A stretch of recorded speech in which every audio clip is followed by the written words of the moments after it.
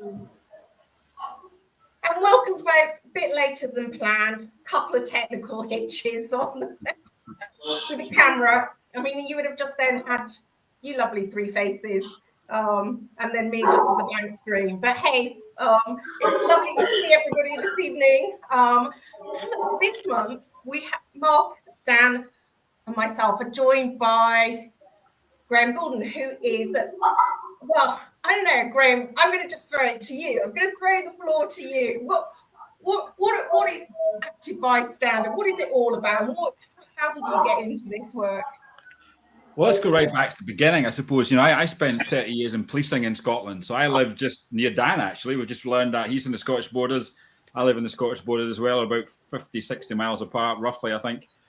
So I spent 30 years in policing. In the last 8-9 years of my policing career, I was a chief inspector with our violence reduction unit. And it was in those last years that I became really curious about the presence of third parties, friends, strangers, classmates, teammates.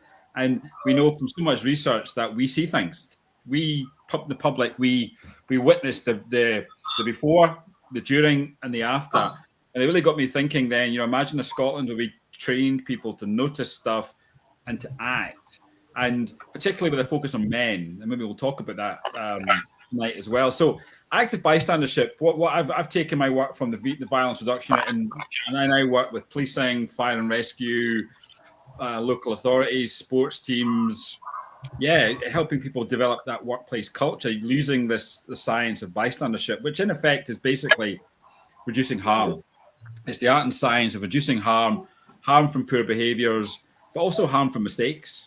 Human beings make mistakes, and also people witness mistakes, and also harm from well-being, poor well-being.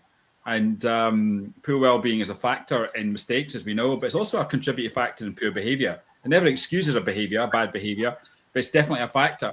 So it's about using the science to really help workplace cultures deal with things quickly before it becomes that big issue. Look at my old profession, policing.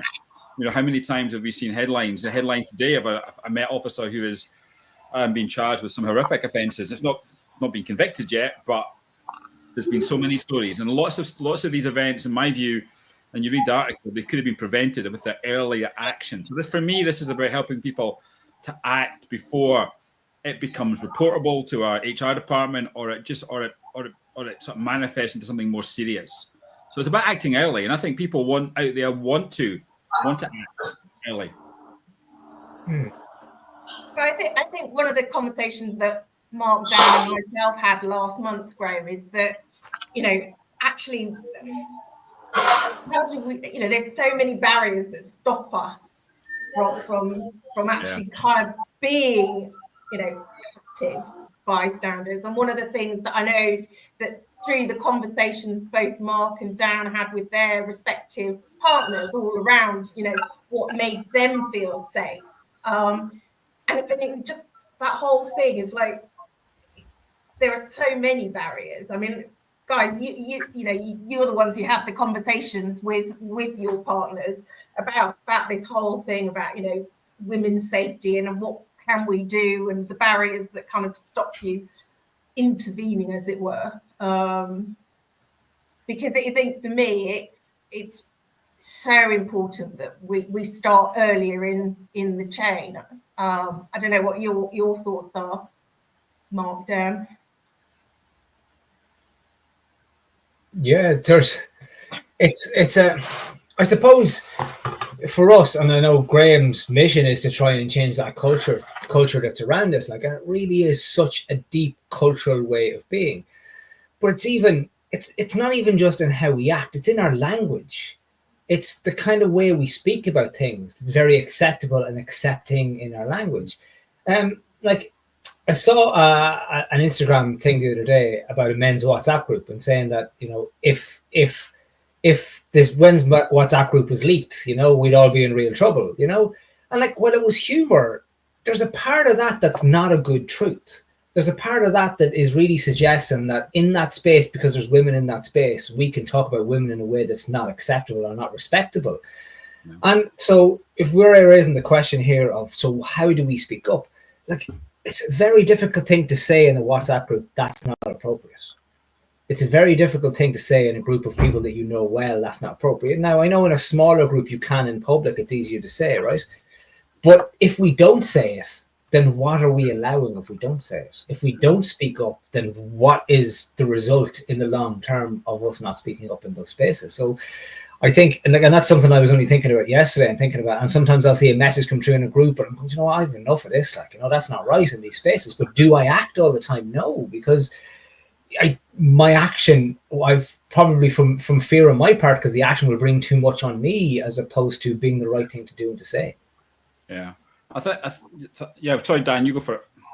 No, so I was just going to say, I mean, that brought something up for me where I used to be in a WhatsApp group with some people I used to play football with, and they started sharing racist jokes and racist material that I found abhorrent. I didn't say anything, I just left the group. And wonder, because I thought, can I actually, if I say here, look, this isn't on, I'm not going to stay in a group where you're sharing this stuff. This just isn't right. What could I achieve? That's what I felt. So I felt, well, I'll leave, and that kind of gives a message anyway. But when I look back, maybe I should have said, no, this is a barrier for me, guys. This isn't on. I thought you were better people than this. This is not right. Because that's what it's about at the end of the day. It's about shared morals and ethics where we all agree this doesn't fly. And, perhaps 20 years ago, it did amongst certain people. And I was watching Gavin and Stacey recently with my dad. I'm here at the Cleveland Clinic in London. My dad's ill at the moment. So I've been entertaining them with various old comedies. And you start to... I watched Gavin and Stacey, and there's a bit in it where they go on Gavin's stag do. And it's all raucous and laddie and all this. And they start talking about women in a way that just made my skin creep. And this is a BBC One program, and this isn't too long ago. Yeah. And it was referring to women as that and it. And I just thought, oh my God.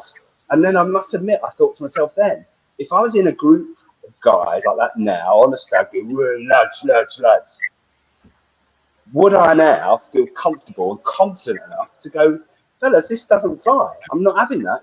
I'm not having you talk about fellow human beings in that way. Now, I'd like to think I would feel that way. Yeah. I think Dan, and I see Debbie has put something in the chat about calling it out. And yeah, that's what we need to get to, I suppose. But, we guys, we're conditioned from a young age, right? The unwritten rules of growing up, I think the rules start with parents. It's not your business, stay out of it. Teachers reinforce that as well. And then as we go into, and there's no excuse, I'm not excusing behavior here, trying to understand it. But when we go into the sort of late teens, early 20s, loyalty is a big thing in our peer groups, guys, isn't it? Being loyal to your mates is a real big thing.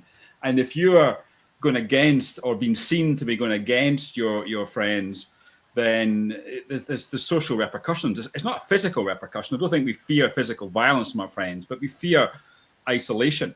And so how we overcome that is, one, redefine loyalty. What does it mean to be a good mate? That's so important, and I use that friends don't let friends drive drunk analogy that came from the US. I use that in a lot of my work. Friends don't let friends lose their jobs. Friends don't let friends, use sexist language and get arrested or whatever. But another thing we need to do with men is get them talking to each other, because I can get, in these WhatsApp groups, the vast majority of men will be uncomfortable with these comments. We know from all the research that men often wrongly perceive what their friends think. We often think, some men think that their friends support sexist views or misogynistic views, but when they don't. So how we overcome that is by address, and I think in science it's called pluralistic ignorance, where we think our views are different from the rest, and the reality is they're probably more often than not exactly the same. So what we need to do, and what I do in my work, is I bring people together. Let's talk about this. Let's talk about how we feel, because men are uncomfortable. Men will respect men for speaking up, which suggests you'll be respected for speaking up as well. But if we don't have these conversations, then men are going to take the safe option, which is do nothing, because they're just scared. There's that social fear. And what we need to do is encourage and normalize these conversations. So if I have a chat with my friend, I'm not calling them out. as a lot of people often think about. I'm calling them in because I'm a mate. You know, Dan, you're my friend. I need to tell you this because you could find yourself, you know, losing your job if you're in a workplace situation. So, you know, it sounds easy to call it out. I totally accept that. But as guys, we're trying to unpick 8,000, 9,000 years of patriarchy, right? And Debbie, yeah. And there's another thing as well. Until you have a daughter, you know, and I'll be honest with you, what got me on the page for this work was something happened to my daughter, right? Something happened to my dad. My dad was a victim of suicide back in 2008.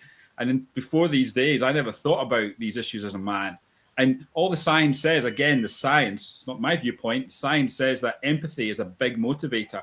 And you know what? If it gets men and boys on the page talking about this stuff, great. Because if it wasn't for my daughter's experience, I probably wouldn't be here tonight speaking to you. Because a lot of the privilege that I have as a guy would be invisible. So we have to move from just the simple expectation, Debbie, that I get what you're saying, but you know, let's not push men down if their entry level into this work is seeing it through the lens of their daughter, their wife, because that's a good thing. At least they're there for you to talk to then. Because if they're not there, then you can't speak to them. I think that's so powerful though, Graham. And you know, it was your conversation, Mark, about the conversation you had with your wife being in a house full of women, about, you know, what was safety for her, and that you know, one of the things that she shared that was, you know, how running at 6 o'clock in the morning, yes, there were cars around, but she still didn't feel safe. And that wouldn't have necessarily have come into your sort of, I suppose, your understanding. But I think it's why these kinds of conversations are so important, to be able to build this understanding, because we don't know what we don't know, right? And I think we have to go from a position of, I mean, effectively, you know, the level, you've got to meet them where there's a classic, you know, coaching phrase, you've got to meet them where they're at. Yeah. And everybody is going to be at a different level. And so you've got to start there and bring them in the conversation. You know, which is why, you know, I kind of, Mark, Dan, myself have kind of been doing regular lives, you know, way before I started this initiative, the Together as Allies, and because part of that is around shared understanding. And you know, I don't have, I have nieces, I don't have any kids of my own, but I can bring together voices to bring about understanding. But people still, you know, feel apprehensive, I think. You know, where do these spaces exist? I mean, where we can drive this understanding? I think for me, it's about just working better to create spaces. A lot of organizations, let's focus on workplaces. So a lot of organizations just now rely on e-learning training, you know, to talk about this, some of this stuff. And I get it, because sometimes it's the cheaper option and you can spread loads of people to get a message out. But again, the science, and everything I do and say is backed up by science, because there's no point in me just being preachy and whatnot. It's backed up by evidence. All the science says that you need to get people together. You need to redefine loyalty. You need to address pluralistic ignorance in society, get people talking. Because if we don't, as human beings, we're scared. We're scared of putting our head above the parapet. You know, look at lots of big cases just now in the world. You know, look at the Harrods case, look at the church, look at the army with the Jalsi Beck case recently. Look at what's happening in the White House with Trump and his loyal followers as well. People are scared to actually raise the head above the parapet. And just now in the UK, we need people to speak up. We saw it last year with the riots in England.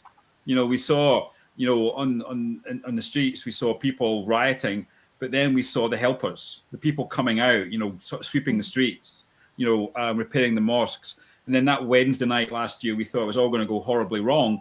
Thousands of people came out just to send the message out. And I think what exists in society is a false consensus where the majority of us think we're in the minority, and there's a minority of people who just add fuel to the fire. And Dan, you're smiling. You get this. And if we don't have the majority speaking up, then it's like in the US just now. We need leaders to galvanize the opposition to what's happening, because it's almost like the Democrats are going on holiday for 4 years. That's what it feels like to me and my American friends. So we need to create these spaces. We need to meet men where they're at. It's a great phrase you use, Laura. I use that a lot in my work. Meet people where they're at. Don't go in all guns blazing. Because you go in all guns blazing, calling people out, you create a stress reaction in them, and they're going to react to you. You need to accept that some people will not think as you think, and some people may change if you have the right approach. Or how you speak to people is really important. That's why I use the phrase calling in, or I think in social work, the phrase connect before correct. Just remind people of your friendship, your relationship, and then you can have a conversation with them. If we just keep this shouting approach, and I get the frustration, and I can see it in Debbie there as well. The frustration is there, but we need to think differently about how we address these issues and how we activate. Because for me, the active bystander is the untapped resource. If we can activate people in our communities, they will do wonderful things. And that's about motivating them, equipping them, and helping them feel supported. Let them see that in the main, they're surrounded by people who support their views. So important. I mean, the impact of the work that we're doing here in Tunbridge Wells district, and that is bringing together, sort of, I suppose, arguably private sector meets public sector meets the community, in order to be able to bring these voices together. And this is very much a very big part of this, because we need to be having more conversations. We need to get that momentum going. In the spaces that you guys occupy, Mark, Dan, how do you see it sort of paying out in terms of getting that bigger understanding? Yeah, well, so I run a men's WhatsApp group, Laura, and in my group, there's nothing is off in terms of discussion. And the one thing we always realise when we all start opening up and sharing is we all go through the same things. We all have much more in common than we have that divides us or separates us. The guys regularly say that, oh my God, I thought it was just me. Yeah. So, as you know, Graham's nailed it. We've got to have more conversations, more things like this, more public conversations rather than people see it, where they go, oh, it's not just me. It's not just me sitting there going, this shouldn't happen. We shouldn't be talking in this way. We shouldn't be behaving in this way. Because that's the trouble. If we feel like the minority, as Graham's touched on there and the science backs up, we don't want to feel like outcasts. We were brought up in a world where you don't grasp and you don't go against the grain. What we've got to realise is this is not going against the grain. This is the grain. But unless we're having regular conversations, unless we've got spaces like my WhatsApp group where there's no judgment, where people can reveal how they really feel, and then we go, oh my God, yeah, we all feel like that. And we need leaders, because something else I've realised in the spaces I'm in is people are just waiting around to be led. And yeah. Very true, Dan. All thinking the same things. We all want the same thing. We all want peace. We all want harmony. We want a world where our daughters can leave the door and feel safe. We all want that. There's nobody out there going, no, I prefer a world where my wife has to worry every time she goes out jogging. Nobody wants that world. But we've got to do something about it. We've got to create it. And conversations like this, and the more talking, the more we can get together, the more we can understand, the better. I totally agree, Dan. I find it very interesting, and to Dan's point there as well, like I'm in a group of men only that has leaders, and actually we're trying to train new leaders to expand it out, and it's a lovely space because the men in it are very open about who they are and where they are, and everyone's very much about leading themselves first and then leading from that space, and I think it's really important. But what I find very interesting too, and Graham, you can probably speak a lot to this right now, is like I work as a coach too, Graham, and I've been working with a lot of men across a lot of different age ranges. And I find men of our age of our vintage, let's say, more experienced, we kind of have, as to Dan's, we kind of have a similar thinking. Like, you know, in the WhatsApp groups with those guys, like, you know, it would be very anti Andrew Tate and Conor McGregor and these kind of guys. But then if I'm working with a guy and he's under 30, these guys are heroes to him, you know. And I'm at pains to go, oh Jesus, wait a second now, you know, like, but they're like, oh, but look what he's achieved, look what he's done, and all these kind of pieces, you know. And I find it very interesting how that's lauded in such a way to that generation, and so deliberately done too. Like, there's no doubt. Like, I'll use Ireland as an example. We as a country, our Taoiseach, our leader, was invited to the White House on the 14th of March, right? St. Patrick's Day is the 17th of March. It's the big day that the Irish person normally goes to the White House. Instead, Donald Trump had Conor McGregor at the White House that day. Conor McGregor is hated in Ireland by any person, every woman and any man over the age of 30, because the man is a convicted rapist. Like, the man's a terrible human being, but he's successful. Yet that's the message, is that he represents us as a nation. And then people see him and see the stuff that he says, which is, again, playing into the racial playbook, and worship him for it. And so I think, so the big question, Graham, and maybe I'd like to throw to yourself on that point, is how do we get in touch? Because us as men, we're maturing into ourselves and beginning to understand the word. I'm a man of two daughters. I understand this word and I so much more. How do we get in touch with those guys who are 30 and under, who haven't been exposed to women the same way that we have at our age? Yeah, I think, you know, I'm gonna flip it a little bit, because actually, you know, last year the Guardian ran a headline, and the headline was something like, you know, 1 in 5 young men in the UK support Andrew Tate, and that was the big headline. But there's another headline there, isn't there? 4 in 5 don't. Actually, Mark, most young men don't support Andrew Tate. You know, that's it. That's the evidence. The surveys suggest that most, and we do hear the stories, but let's face it, bad news sells the story. Bad news sells the books. Bad news sells the research. And we need to have a more positive conversation. We need to bring this majority that Dan talks about and reassure them that in the main, they do think the same. They do think Andrew Tate's views on misogyny and whatnot are totally disgusting, right? And I have these conversations all the time with men of all ages, young police officers, older police officers, young dads, and the evidence, you know, is backed up. Most men don't support Andrew Tate. But let's go back to what you said about Conor McGregor, and all Trump is doing is it's a game of chess just now with him. He is playing to his white male base in America. It's all he's doing. You know, the movement of Andrew Tate from the States, from Romania to the States, was a chess piece move. That's all it was, to shore up his male vote from certain parts of the US. That's it.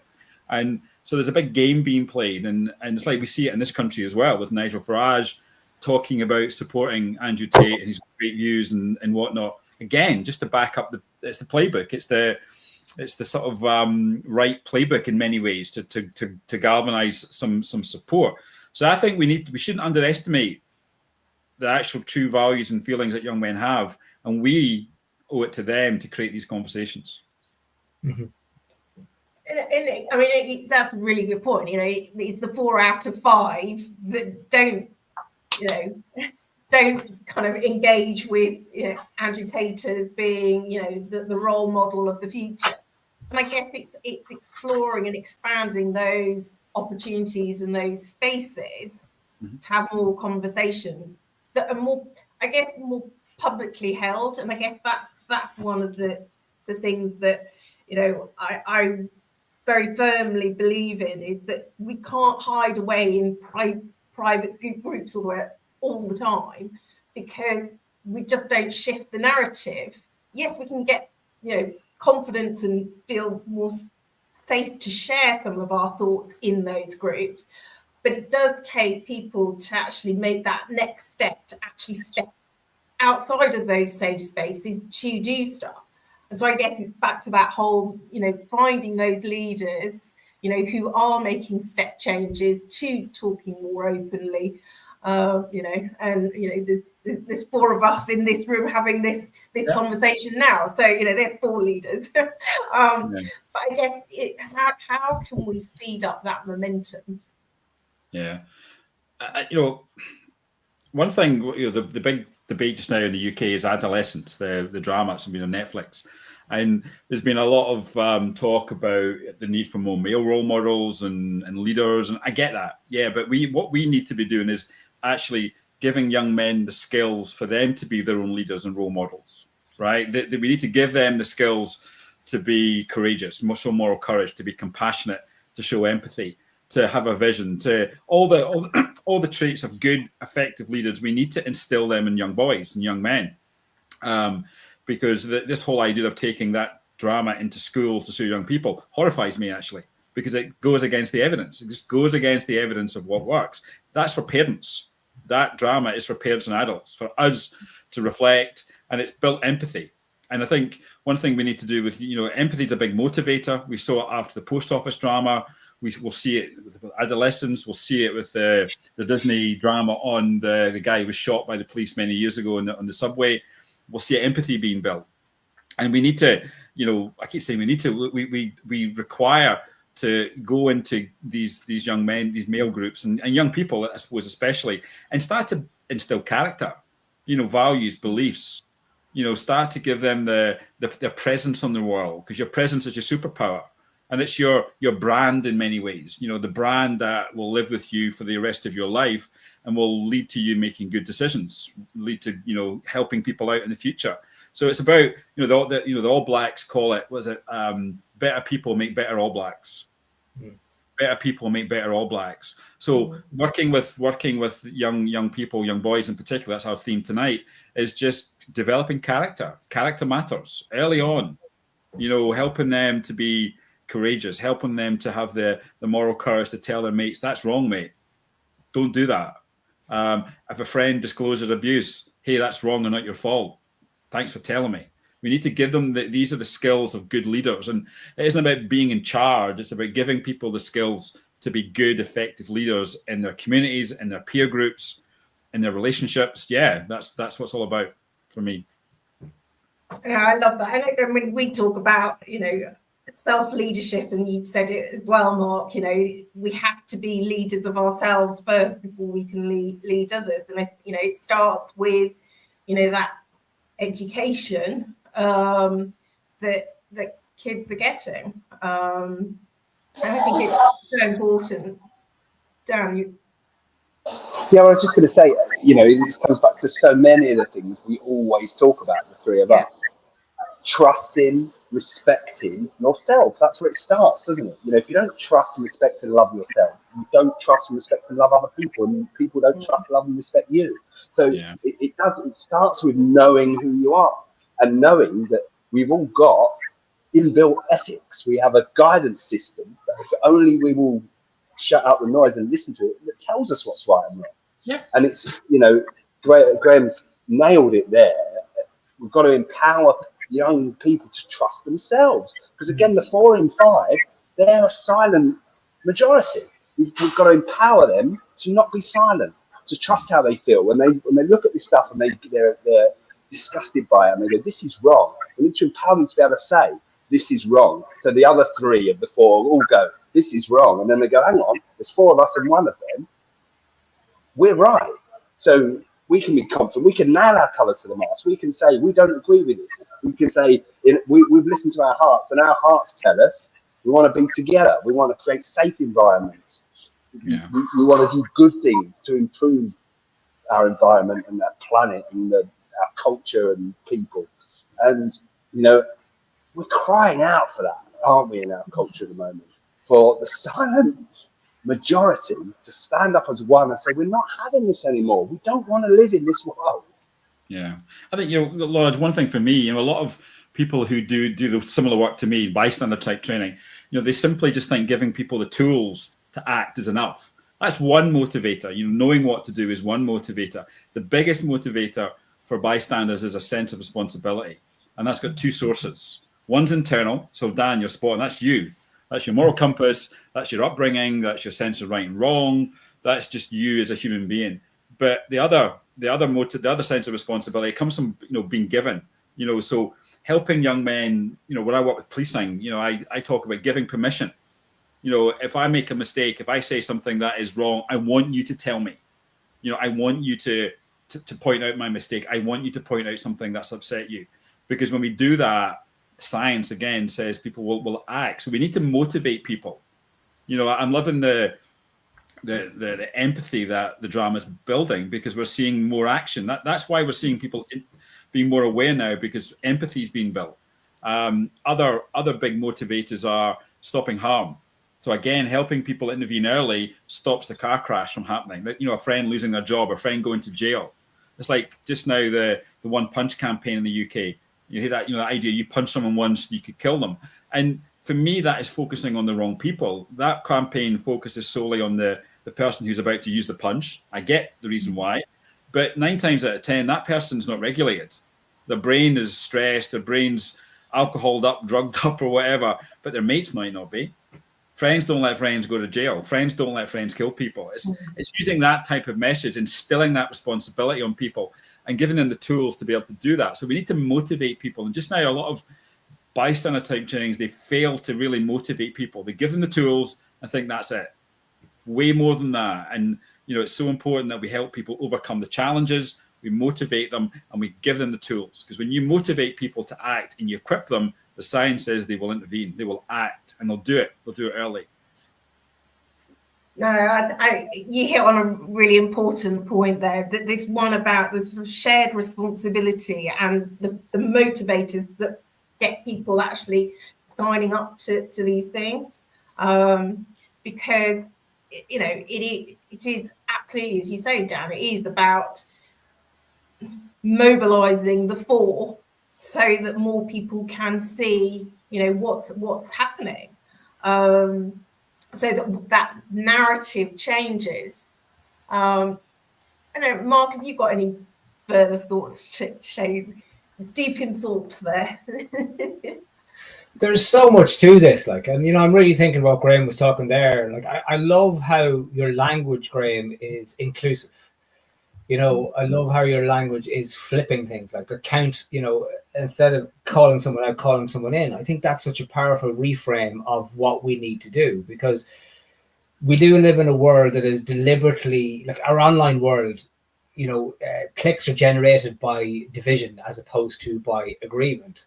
So we're naturally trained into, not trained, but as in conditioned into thinking that way, that it's you're that, I'm this, therefore we can't agree, as opposed to, well, let's see where we can meet.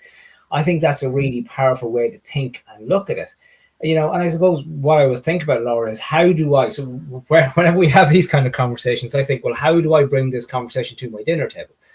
You know, how do I bring it to the dinner table in a way that I'm not just telling, I'm trying to find out what I can be taught, or what I can learn, or what I can understand better, and what I can know a little bit better.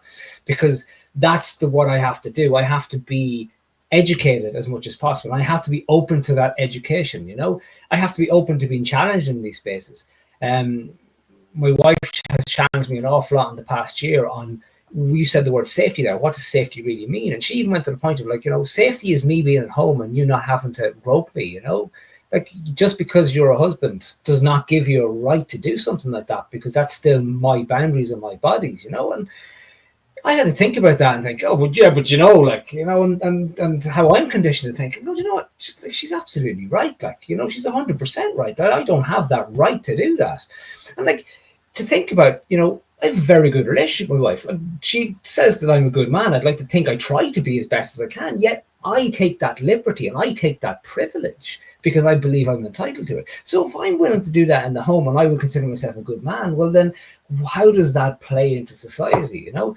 So I think for me, it was really coming out what Graham's saying there is that idea of how do we bring people along, but how do I also be open to be challenged in the right way? So that instead of feeling defensive about it, I can say, okay, well, then clearly I need to change. What's my behavior that's not right here? And that's another benefit of the bystander approach. You know, bystander approach is not simply training people to intervene. You know, traditional approaches to violence look at perpetrators or victims. And traditionally, men are the problem or the potential problem, and women are the victims or potential victims. And what if we take that approach, then we run the risk of pushback from men and victim blaming for women and girls. And that's not a great way to do it. But when you place people into the role as the bystander, you force self-inspection. You force people to self-inspect their own viewpoints, their own attitudes, And we know from the research that some people do just change because they've maybe not been challenged. Maybe no one's ever said that to me before that that joke is wrong or that behavior is wrong. So the bystander approach, when I use it, I'm engaging people, because to educate, you need to be engaged, don't you? You need to be ready to be, in that learning zone. You need to be ready for it. So the bystander approach, and I quite often when I do my trainings, people will say to me, "Hey, thanks for that, Graham. You've made me think about my jokey personality and how I might be upsetting people." So people will just change like that. They'll just change like that. And again, science says that cultures like policing, fire, big organizations where we see poor behavior, they need to create cultures where the harm doers, the people who cause harm, are kept in check. So these trainings start to do that. And then the culture starts to keep them in check as well. So a more positive approach is way better. And again, it follows the social science. Social norms, way better to focus on the positives rather than just the negatives. I love that. I think it is that whole thing. We just have to, almost, for me, we just have to start having conversations where we seek to understand rather than seek to tell. And the more honest and open in safe spaces that we can learn, the different stories from the different individuals, then actually the more that we will understand. I mean, I have a feeling we could probably carry on talking for probably at least another half an hour on all of this. But I know, what's one final comment that you guys all want to share before we sign off for the evening? So I'm going to reiterate what I said earlier, and I think what Graham and Mark have both touched on there. Go look in the mirror, guys. Go look in the mirror. What are you doing? How do you feel about it? Who are you talking to about this stuff? Are you challenging yourself?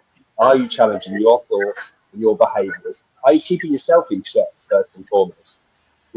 Are you setting a good example to your children?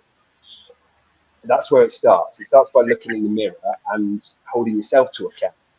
Then, once you can, we talked about this earlier, when we say this a lot, once you can then start to lead yourself, then you can begin to lead others. Then you can begin to lead conversations. Then you can start conversations. You can create safe spaces for the 4 out of the 5 to have these chats and to go, wow, we agree, we're together.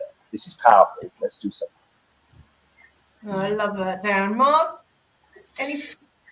Yeah, what I'm really enthused by is Graham's point about 4 out of 5 don't support the likes of Andrew Tate.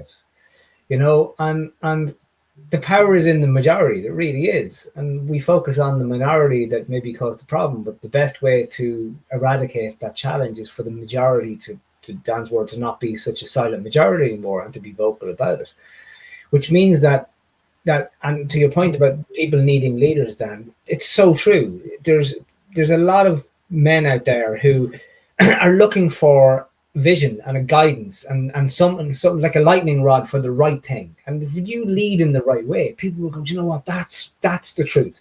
Like when we meet someone who's been authentically themselves, and we run into someone who has been true to who they really are, and I mean in the right way, I don't mean in some egotistical way, I mean like being open, being vulnerable, being able to deal with what's going on, we gravitate towards that. Say, I want more of that in my life. Or we run from it because it's showing us too much of ourselves. So I think for us, that authenticity piece is so important. And to tap into that 4 out of 5, like I'm already thinking about, well, how do I tap into that? How do I tap into that generation of people to say, what's going on in this space? I speak to a few people who are working around schools. So that means in a school classroom with 30 boys, you're looking at, 24 of them don't believe this, right? But they probably, I know I was doing the math, it took a second. They're probably though not speaking up, and they're probably going along with the norm like I would have done. And so if we tap in and if that conversation happens in that space, then the 6 lads who are the ones driving the wrong direction will have to just actually kind of go, well, maybe this is not what we need to do and where we need to go. So to be honest with you, Laura, I'm left with quite a bit of hope as a dad of daughters and as a man in this world. The actions are there if we tap into the right people at the moment. Yeah. I think, let's quickly look at the 1 in 5 headline. So the psychology around the problem with the 1 in 5 headline is, I'm a guy sitting in a room with 5 people, 4 other men, there's 5 of us. I'm thinking which one supports them. And if I don't know, I run the risk of joining in. And we see that in WhatsApp groups. We see people joining in with poor behaviors. If we continually focus on the negative, then people are going to take the easy option, which is to join in or just do nothing. And I think the last message for me is, again, just citing some of the science around this. There are people in the world who every single day, male, female, whoever, every single day they will do the right thing. Well, we know that from the science, and what they have is, and the research says that these people have got that inner core that you guys have talked about tonight. They're really in touch with their values, their belief systems. They have grown up in families where rights and wrongs have been discussed, pro-social behaviors have been role modeled. And just to leave you with a message from Ted Lasso, believe, right? These people believe that you can make a difference, right? They act because they know that their actions will actually make a difference. So everybody who's sharing with us tonight, just believe that your presence will make an impact. One person, creates that movement, right? Action, the science says action breeds action. So just have that belief that you actually can make a difference. And hopefully, Laura, we can come together again and do some trainings in the future and bring some people along and just get people thinking about their role in society. No, Graham, it's been an absolute pleasure to have you join us this evening. And yeah, we will be doing more conversations. But if people want to learn more about Active Bystander, should they connect with you on LinkedIn? Yeah, I'm on LinkedIn. You'll obviously share my details tonight, Laura. I'm also on I'm on Instagram as well. My website is grahamgolden.com. I still have a presence on X or Twitter because I just want to be the positive out there. I just think I want to be, still want to be there to fight the Nazis, as they say, on X, because there are still some good people out there who are fighting the cause, and I think we need to, rather than allow that platform to be hijacked by the bad side of the world. I'm quite active in this field. My website's got some blogs, some links to my work. My email address is on there as well. So feel free to reach out. And I just think there's so much potential in our communities to make a difference. No, that's it's been an absolute pleasure, Graham. Thank you, Mark. Thank you, Dan. And we'll catch up next month.